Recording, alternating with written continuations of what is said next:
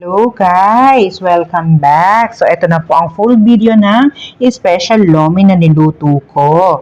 So, bale, ito ang ingredients at ang cooking process. Susundan nyo na lang po yung mga ingredients na ilalagay ko mamaya. So, bale, nagpainit lang tayo ng pan. Tapos, lagyan natin ng konting mantika. Tapos, fry muna natin ang mga gulay. Tapos, set aside muna natin yan guys.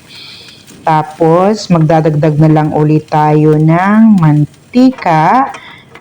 Tapos, ang i-fry naman natin ngayon, yung ibang ingredients like squid ball and kikiam. So, ayan. Tapos, isa-set aside ulit natin mamaya. Kasi itatoppings lang natin yun sa ating masarap na lomi.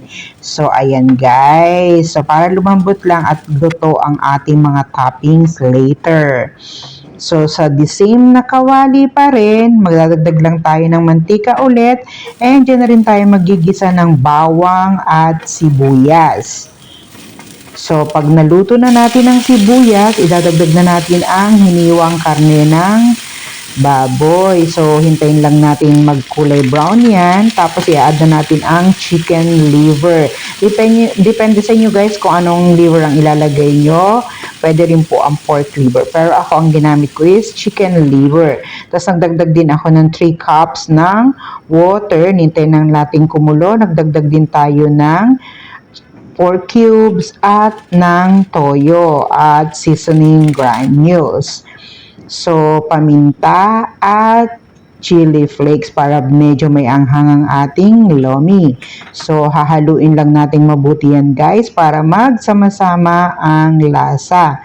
So, yan. So, pag na-dissolve na lahat ng ating mga ingredients, maglalagay na tayo ng itlog. So, ayan. Binati natin yung itlog guys. Bale, yan. Halo lang tayo ng halo para kumalat ang itlog sa sabaw. So, ayan, naglagay na tayo ng fresh noodles. Kalahating kilo lang guys yan. Yung malalaki yung nilagay ko na panglomi talaga.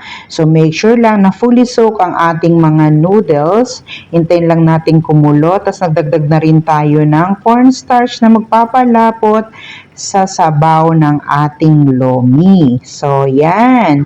Halo nang lang halo guys hanggang lumambot ang ating noodles. At mamaya ready na yan guys. Ayan, medyo malambot na siya dyan.